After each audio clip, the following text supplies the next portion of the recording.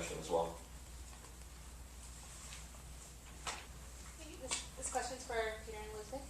As the kind of the mom and dad on set, how do you feel that Kristen and Rob have handled all the hounding and media scrutiny and fan frenzy? Like, have you seen them change in the way they've handled it, and what do you admire about the two of them handling all that? I've been impressed. I mean, everyone handles it differently, and people have asked me, have you ever given them advice on anything? And I'm like, no, because everyone kind of has to experience it and go through it their own way. And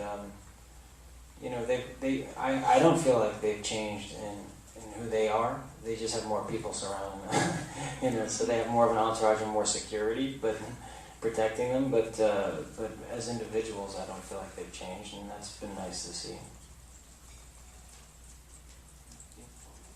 Yes. I would agree. I mean, I think that they had unusual challenges that I don't think I could have offered any advice on. And I also think it's really exciting, that they've gotten to play these roles and they've carried us along with them, and it's been an amazing experience. Hi, over here. What was it like going to band camp for the last time, and... Band camp? Isn't that what you call it? No. It's the very first time I've ever heard it. I like it though. I'm intrigued. Where do I sign up? Where do I go? I could have used this 4 years ago when I was working for Jasper. You just tell me it's a band camp now. It's great. You should change the name of your band to Band Camp. Yeah,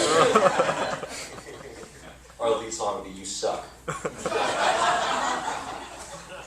What was it like having Kristen join in with you guys, having her also do the prosthetics and all the makeup on these last two films this time?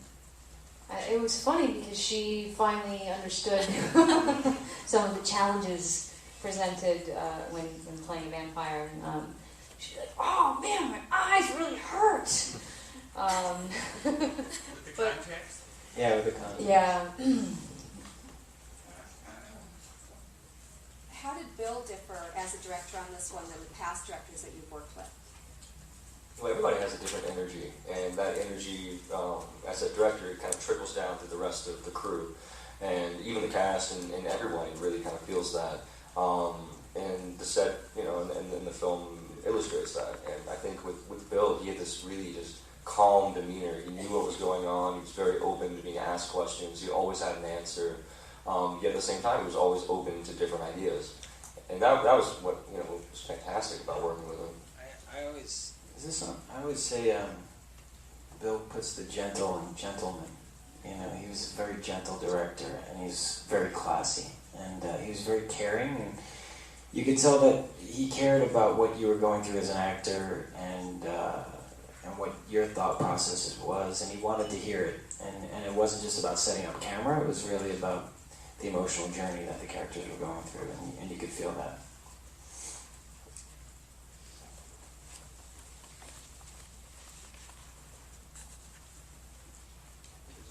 I was curious if you guys could talk about what props you might have taken home or borrowed from the set. I tried to take Carlisle's ring, I think, on the second or third movie. I said it wouldn't come off my finger. And I went home and they tracked me down.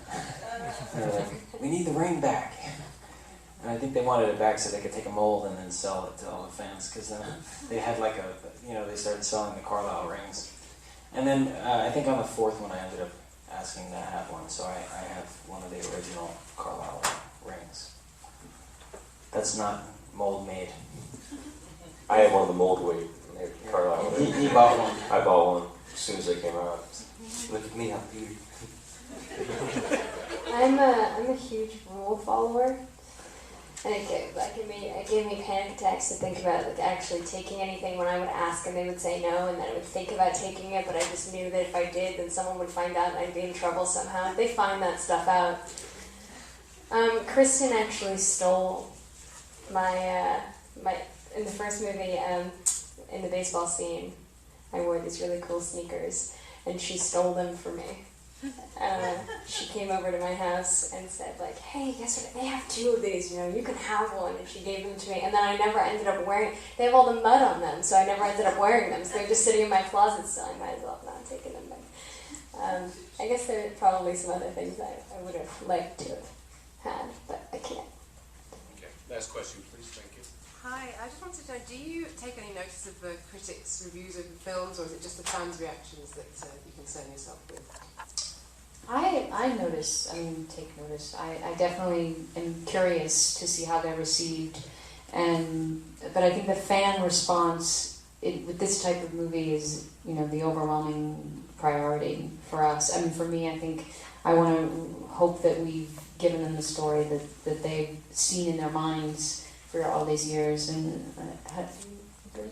I think the harshest critics are the fans, you know, because they've lived with these books and they have these the visions of these movies already in their heads. So if most of the fans like them, and you can't please everybody, but if you get most of those fans that like them, I think that we've done our job, and hopefully the critical fans, you know, and the critics like them too. But you know, when you have a book that's hits such a big mass market, you're hoping that you tap into that and that most of those people like it.